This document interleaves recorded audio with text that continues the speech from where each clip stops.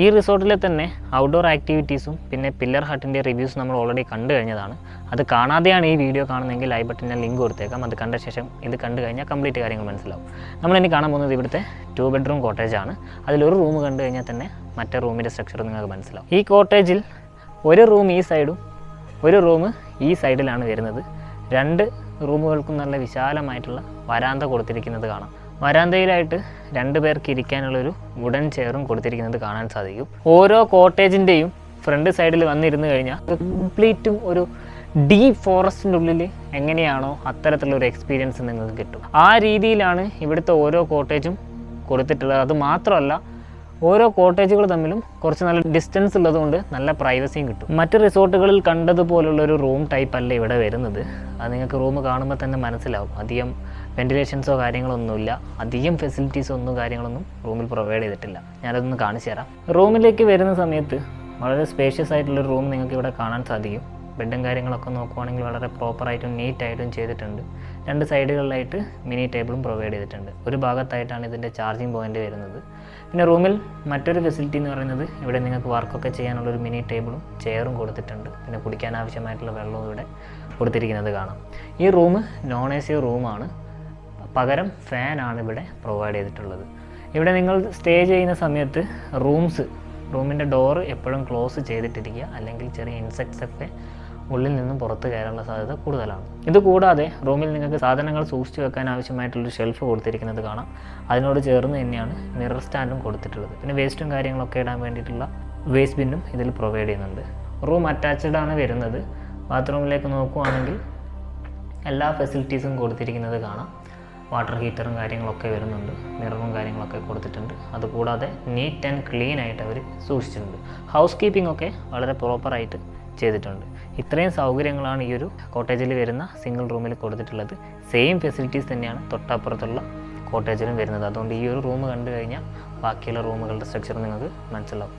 റിസപ്ഷൻ്റെ തൊട്ട് സൈഡിലൂടെയാണ് ഈ പാത്ത് വരുന്നത്.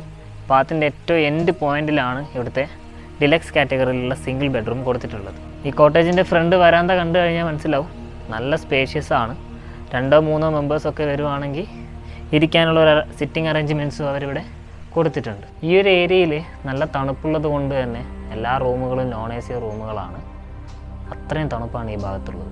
എല്ലാ കോട്ടേജും പോലെ ഈ ഒരു കോട്ടേജിനും ഫ്രണ്ട് സൈഡിൽ നല്ലൊരു ഫോറസ്റ്റ് വ്യൂ നമുക്ക് എൻജോയ് ചെയ്യാൻ സാധിക്കും. അതിന് പുറമെ എപ്പോഴും ഇങ്ങനെ കാറ്റൊക്കെ കിട്ടുന്നത് കൊണ്ട് അതൊക്കെ ആസ്വദിച്ച് നമുക്കിവിടെ റിലാക്സ് ചെയ്തിരിക്കാൻ പറ്റും. റൂമിലേക്ക് കയറി വരുന്നത് ഇവിടുത്തെ കോമൺ ഹാളിലേക്കാണ്. ഇവിടെ നോക്കുവാണെങ്കിൽ നല്ല സോഫയും അതേപോലെ തന്നെ ഒരു മിനി ടേബിളൊക്കെ കൊടുത്തിട്ടുണ്ട്. ഹാളിൻ്റെ നടുവിലായിട്ട് ഫാനും കൊടുത്തിരിക്കുന്നത് കാണാം. ബെഡിൻ്റെ കാര്യം നോക്കുവാണെങ്കിൽ ഒരു കിങ് സൈസ് ബെഡാണ് ഇവിടെ കൊടുത്തിട്ടുള്ളത്. വളരെ നീറ്റ് ആൻഡ് ക്ലീൻ ആയിട്ട് അവർ ഈ ബെഡ് മേക്ക് ചെയ്തിട്ടുണ്ട്.